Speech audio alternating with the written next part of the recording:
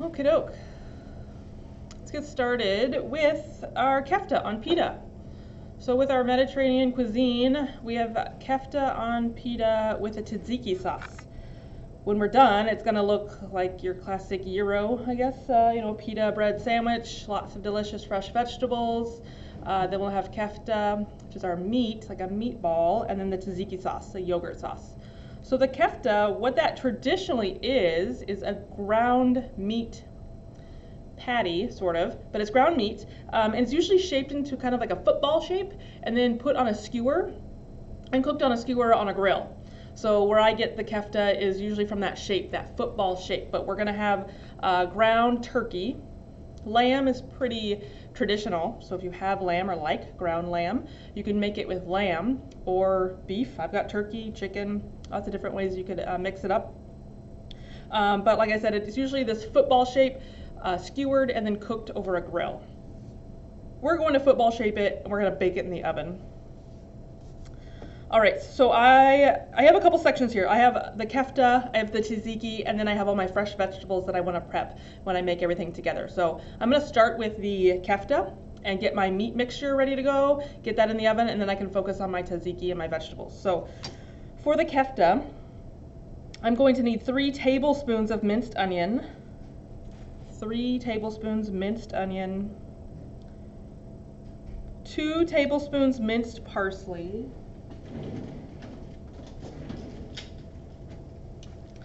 1 tablespoon dry oregano, 3 garlic cloves minced, 1 teaspoon of salt,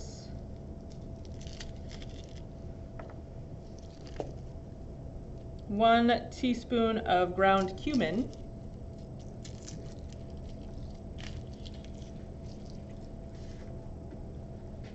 3/4 of a teaspoon paprika, 3/4 teaspoon paprika, 1/2 teaspoon black pepper, and then a pound of ground meat, lamb, chicken, pork, beef, all different kinds, but a ground meat product. I just have a pound of turkey here.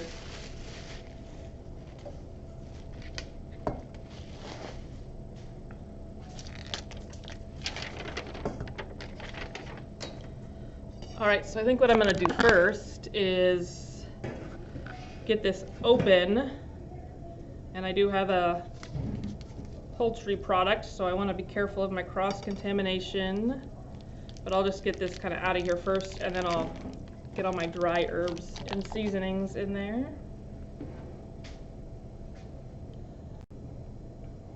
So I have a whole bunch of dry seasonings, so I'm gonna get those first. I like to use my dry measuring spoons before I get them wet with garlic or parsley or whatnot. So let's back up here. Let's just go from the bottom up. So my 1/2 teaspoon of black pepper,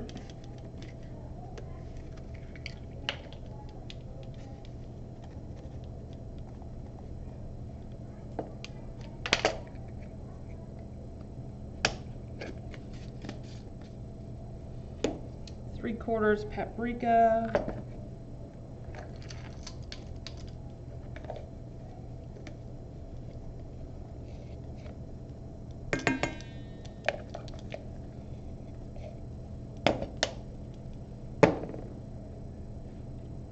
1 teaspoon,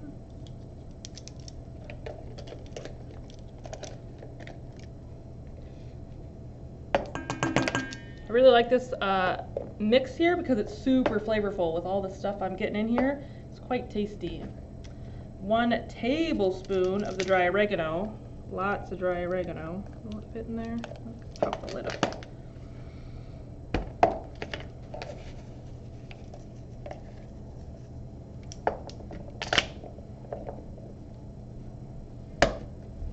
And a teaspoon salt.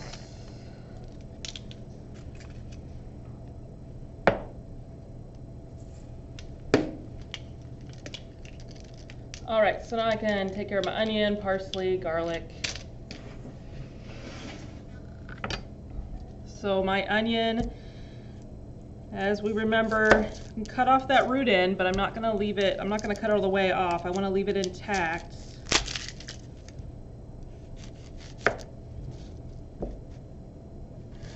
And my 3 tablespoons minced onion. So I do want to make sure that my onion gets really nice and small. What I don't want to have happen is to have big pieces of onion in my kefta mix, because it's going to resemble like a meatloaf mix. But if I have large pieces of onion in there, they're just going to poke out and they're not going to really kind of blend well. So I do want to make sure that my onion is nice and small.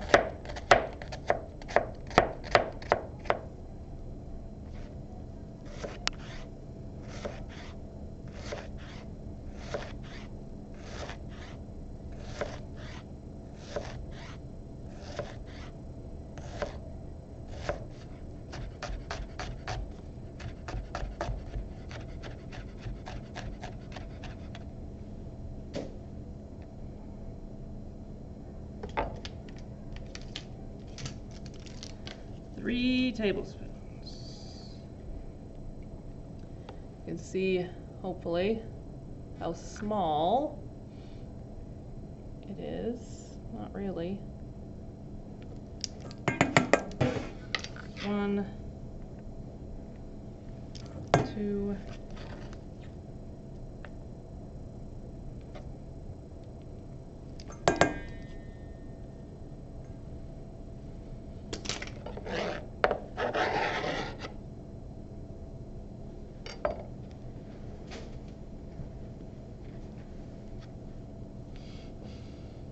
okay, garlic, 3 garlic cloves.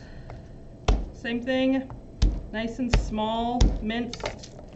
I don't want chunks of garlic into this mix. I'd rather have everything nice and small that mixes well.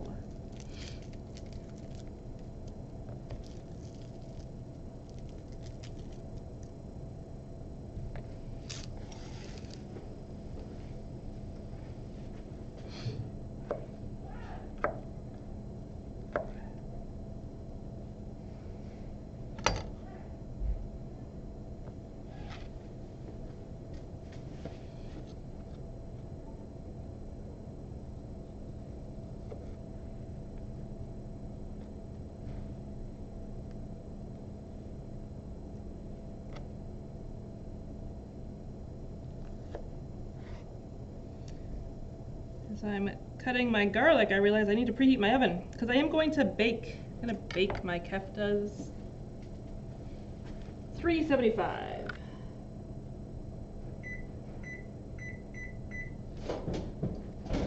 There we go. I'm going to be ready when I'm ready.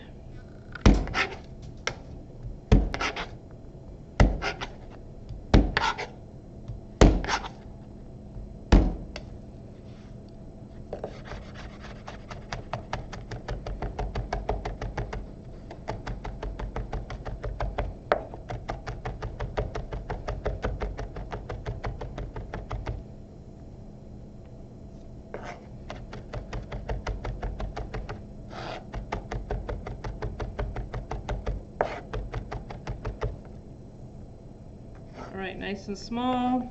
Give it a little press.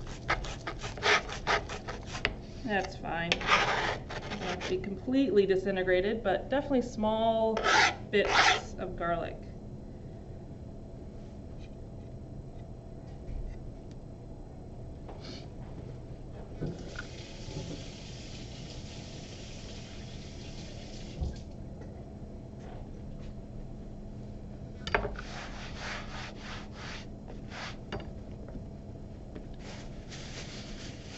Parsley, 2 tablespoons minced parsley. So with our herbs, want to just use the leaves.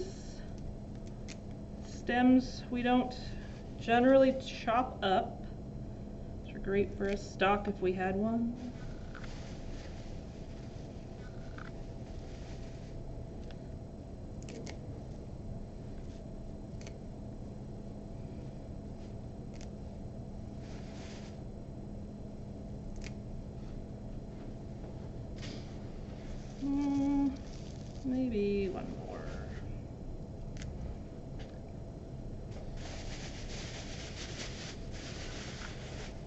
So with my fresh herbs, I want to gather everything together, kind of up on my fingertips, using that claw, and then just start chopping. Obviously moving my claw back as I chop, but it also helps use it as a guide. And again, no big pieces of parsley here either, so we do want to have a nice good chop, so we don't just have big pieces of parsley thinking that they're lettuce or something inside of our little kefta ball.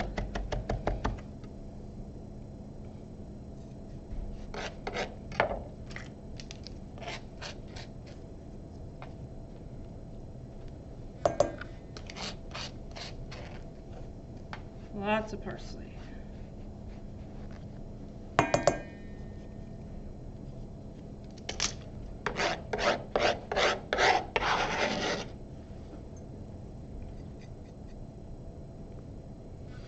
All right, onion, parsley, oregano, garlic, salt, cumin, pappy, black pepper, and my meat. All right, so I'm gonna clean up a little bit, but I'm ready to get this mixed up and then shape my little keftas.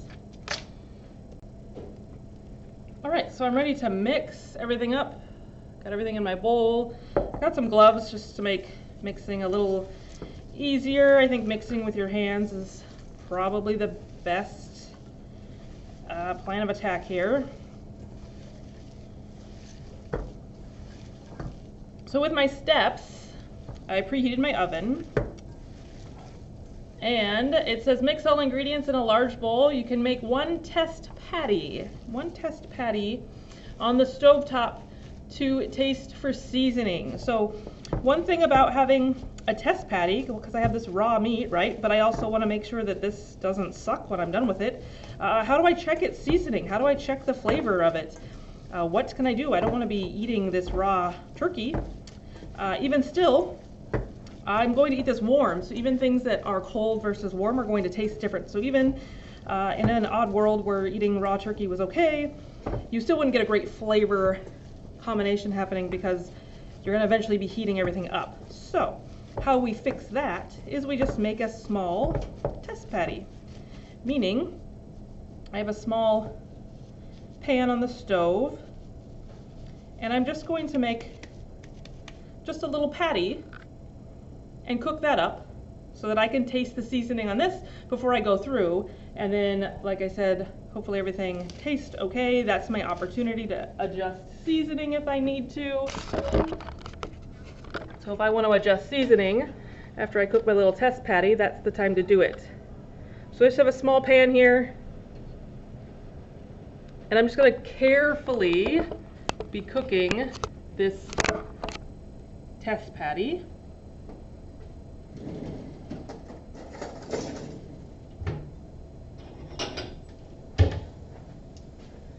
So I want to be careful that when I cook this patty that I'm not burning the outside, because that's going to put in to the taste that I have, right? My flavor profile. If the outside's burnt, that's not going to be really good. I'm going to be baking my keftas, so this will have a little different of a finish because this will have a nice caramelized flavor on it. The keftas, not so much, but again, it's going to give me some sort of idea of what my flavor profile is like. So when I taste it, if I think, whoa, I overmeasured the salt, that's terrible, how can I fix it? When I oversalt things, there's not a lot of things to do to fix it other than just make more to dilute that salt flavor. But other things, like if there's seasonings, other seasonings you wanted, maybe you didn't add enough salt, you want to add some salt, so maybe you forgot one of the herbs that you wanted to add. So this is your time after you taste this to see how it is. So like I said, just kind of be gentle with your heat. Careful not to overcook it. With this turkey, I'm going to know that it's done. It's going to be a little firm, but then it's also going to not be pink in the middle anymore. So that's my indicator that it'll be done, is when it's not pink anymore in the middle. So once I've done this, I can start rolling all my little kefta balls. So of course this might take a little time to let this cook and then taste it, but I don't want to proceed with rolling until I know that this is the flavor I want, right? Because if I go ahead and keep rolling these, I need to go back and season it if I needed to. So this is a small step to pause, have a little snack, but it is worth it. Like I said, it's just your chance to season that. So I'm gonna let this cook up a little bit more, and then we'll give it a taste. All right, my little test patty.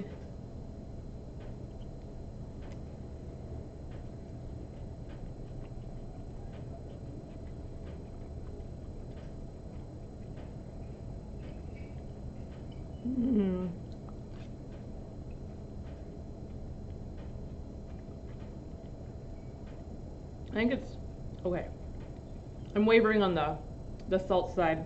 I think it might be able to use a pinch of salt. But I feel like I get salt in the aftertaste, so I'm gonna hold off. So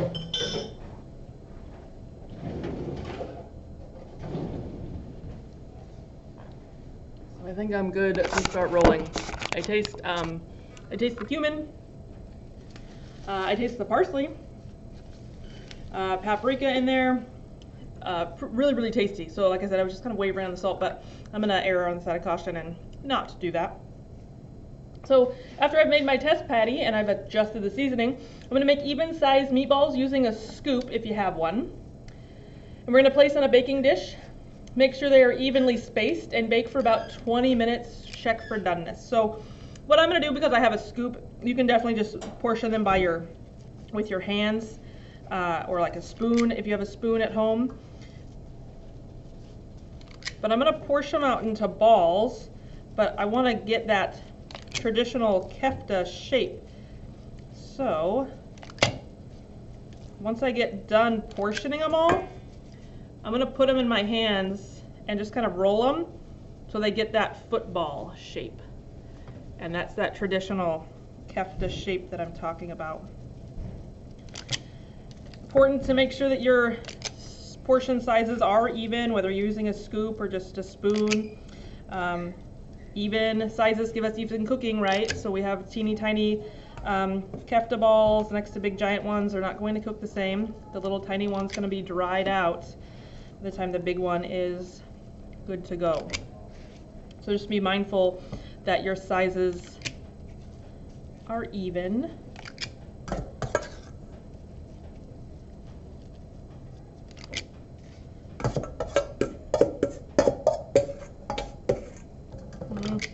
Left with this little guy that's not enough to make another, so share the love, I guess.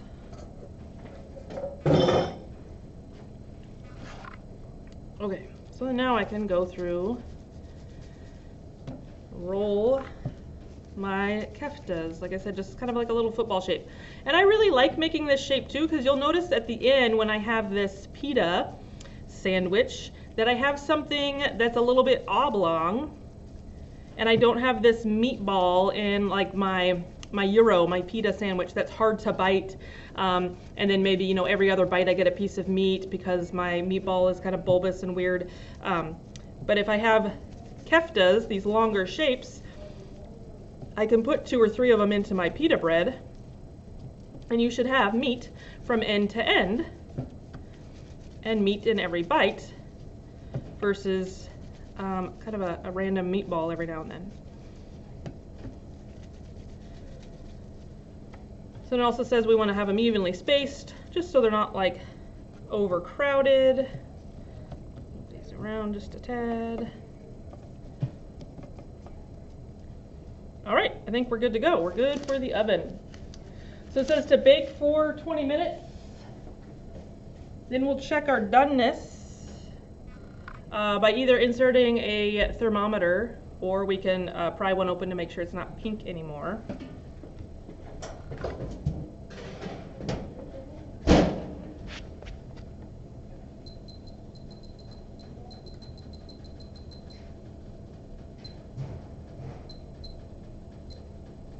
All right, 20 minutes, and now we are ready to start our tzatziki. So let me get cleaned up a little bit. Let me grab my mise en place for the tzatziki, and we'll get the yogurt sauce ready to go. All right, the tzatziki yogurt sauce is just that, a yogurt sauce. Really like crisp and clean and refreshing. We have a lot of this flavor happening in our kefta. We've got the cumin in there and the oregano. And the tzatziki is nice because it kind of helps us like refresh everything and kind of gives a little extra like, ooh, ray of sunshine in our meal. A few different ways and different ingredients that you can see in tzatziki. It's always going to be a yogurt base. I just have some straight up plain Greek yogurt. So a yogurt base, garlic, I'm going to do dill. I've seen mint or mint and dill. I've also seen cucumber. So cucumber can be, you would peel it and seed it, and then kind of like the meat of the cucumber, you could grind up and you'd use like a food processor, and then you let all the liquid drain, just all the liquid, natural liquid in the cucumber drain, so all you're left with is that chopped cucumber, and you can put it in your tzatziki as well. So I've seen it of all different kinds. This one's really simple and really basic. So let's get into it. I'm gonna do half a cup of this Greek yogurt, plain Greek yogurt. Of course, plain yogurt, making sure that your yogurt's plain and not some flavor, vanilla or something. Probably is not going to be very tasty. I'm going to do 1 teaspoon of garlic into a fine paste. My garlic isn't getting cooked, it's just going to this kefta mix. So I want to make sure that when I get that garlic done, that it is nice and fine and I don't have a chunk of raw garlic in there. So half cup of my yogurt, using my dry measuring cup. You can see I'm kind of tapping it down. That helps kind of get any air bubbles out of there.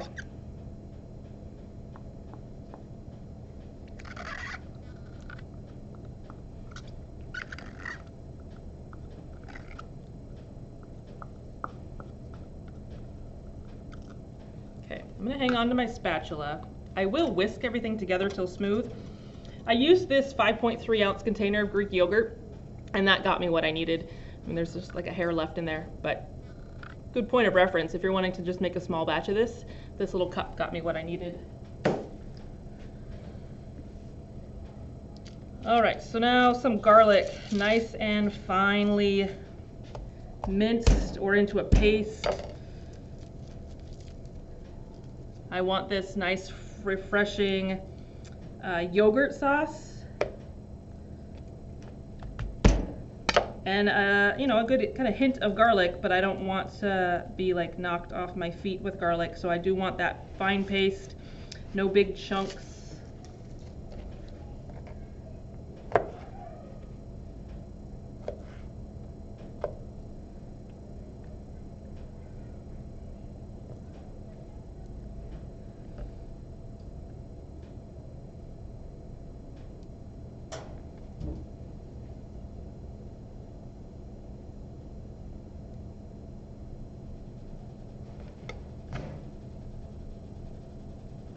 All right.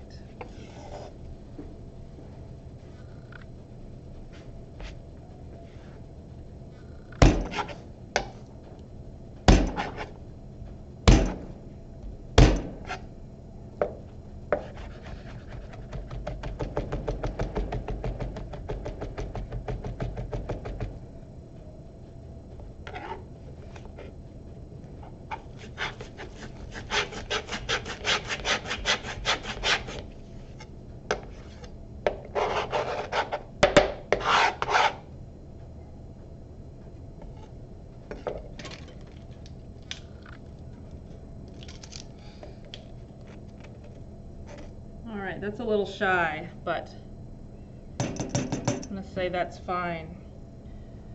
It's such a fine paste. There's lots of onion juice in there.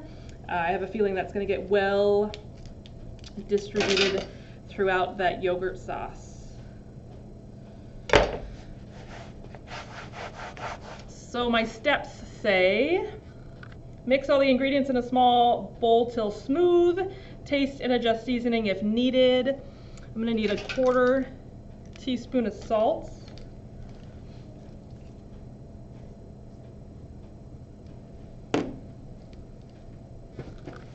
to give this a whisk right now.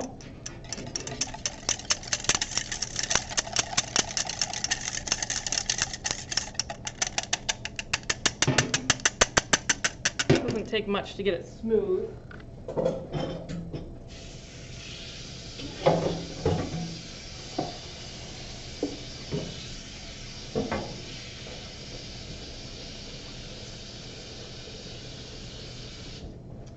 But I wanted to give it a whisk now because all I have left to add is my dill. But I've noticed sometimes my dill, even though I'm going to chop it, my dill gets kind of caught up in my whisk. So I wanted it to whisk for smooth, but I don't want all my dill to get stuck into the whisk. So just give it a quick whisk now, and then I can fold everything in with my spatula. All right, a teaspoon of chopped dill. So dill, nice and bright green. And we just want these leaves. They're not really leaves, they're really, really small. But we do want just the leaves off the top. When you touch dill, you'll notice the bottom end tends to get a little woody and tough. And we don't want that in our nice sauce. So we are just gonna focus on, I guess the other would be fronds, just the fronds on top, but not the stem parts.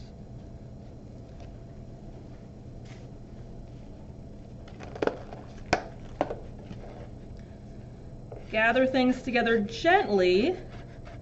Dill is a pretty delicate herb, so you don't want to mush everything together like we did the parsley, but just kind of gently gather it and then gently chop. A lot of these fresh herbs can turn black if you kind of over chop them.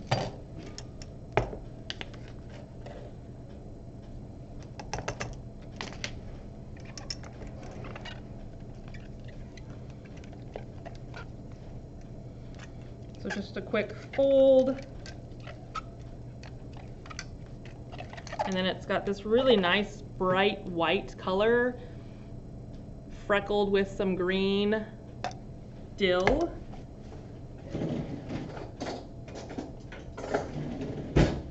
Taste and adjust seasoning.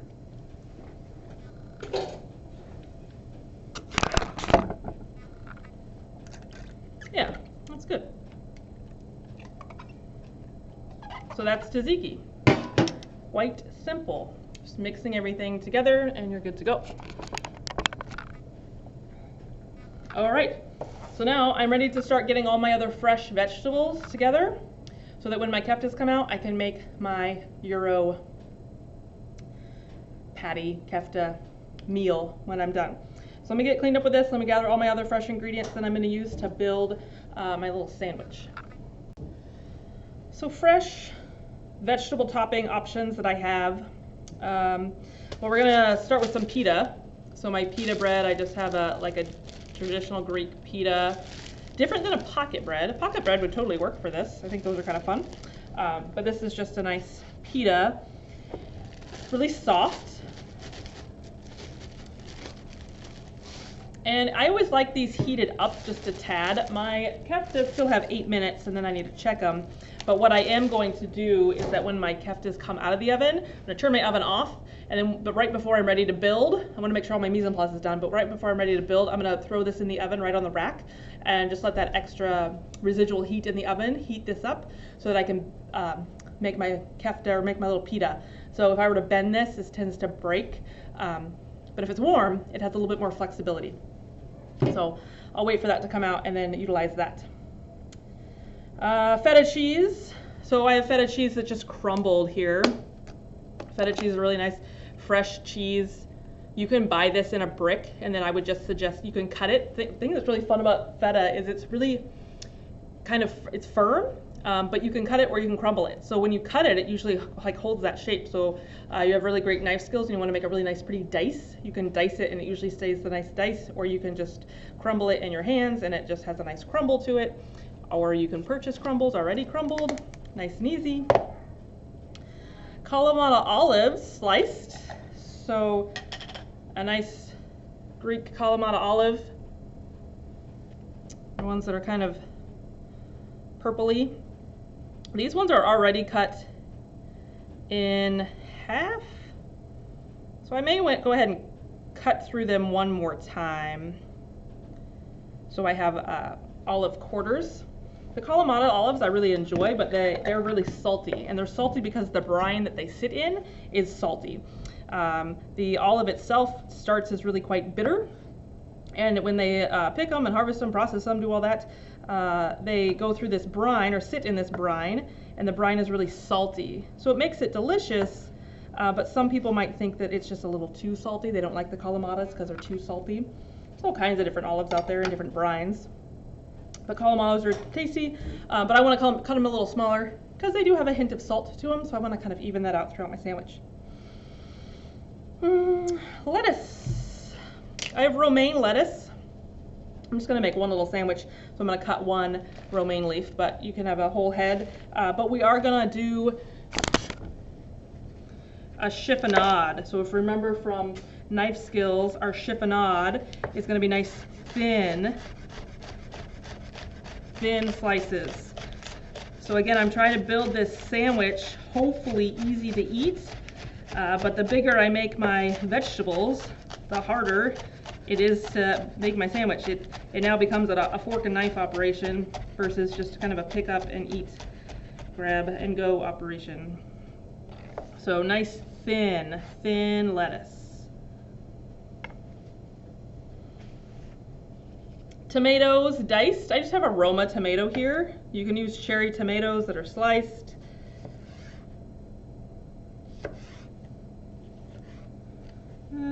Get rid of some of the innards there.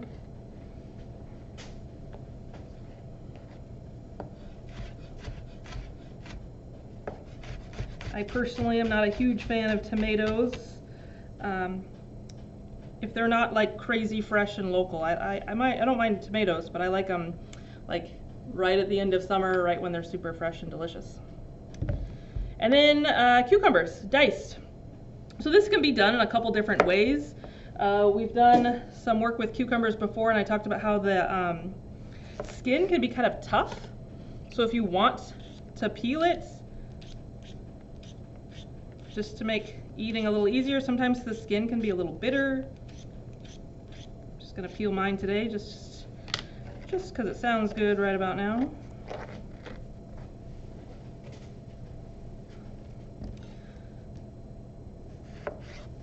And if you wanted to do maybe sticks, go for it, make sticks. The recipe says dice. I think dice will kind of just nestle into everything kind of nicely.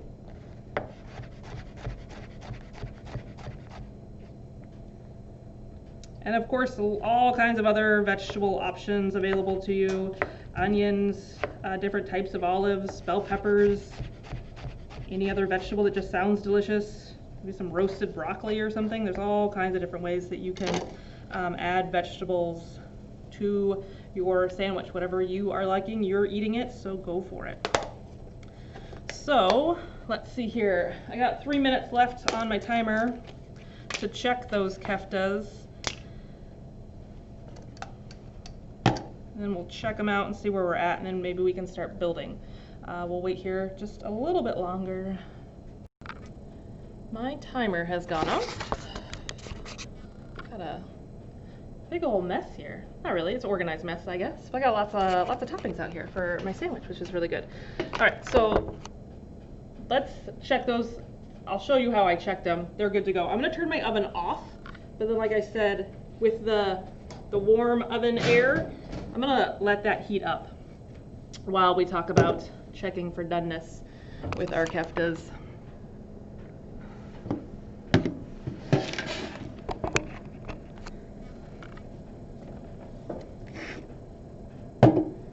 So they're definitely firm to the touch. So if you remember how they felt when you probably were rolling them, if you rolled them, the texture is a lot more mushy versus a little bit firm. So then when I cut it open, you can see I've cut this one open and it's nice color all the way through, no pink, don't want pink. And we've got some finished keftas. So we can assemble our little sandwich.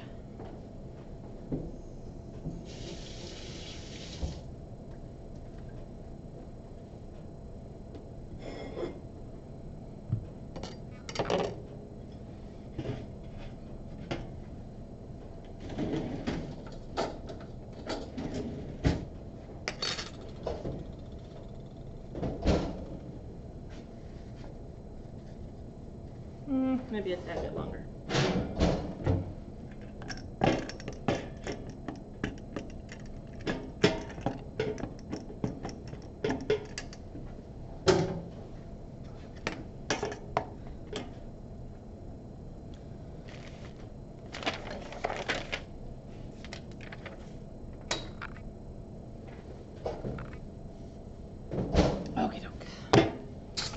So nice and warm, so it's just delicious because it's warm, so you have that nice warm texture. And then as I mentioned, it's gonna fold a lot better now that it's warm and not break so much. So when assembling, you can kind of assemble just however you want. I don't know that there's any particular order that's better than another when assembling these. But like I said, my meatball, my kefta shape lets me get meat kind of from end to end. So I don't have just meatballs. With meatballs, they kind of separate a little bit more. They become a little bit more difficult to eat. But I really like the keftas because I can put them in there a little differently. Get some lettuce on there. Let's do a heavy vegetable like a cucumber, tomatoes, olives,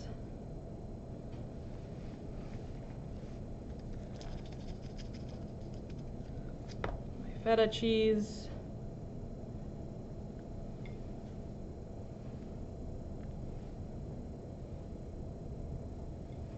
and then the tzatziki.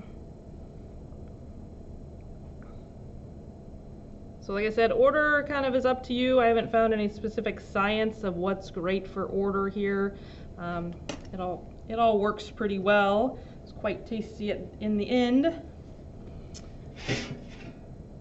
But then there you have it. Your gyro, your little sandwich, however you want to call it, all ready to go. Super tasty, warm pita, nice warm keftas, lots of fresh, bright, beautiful vegetables, refreshing yogurt sauce. And that's it.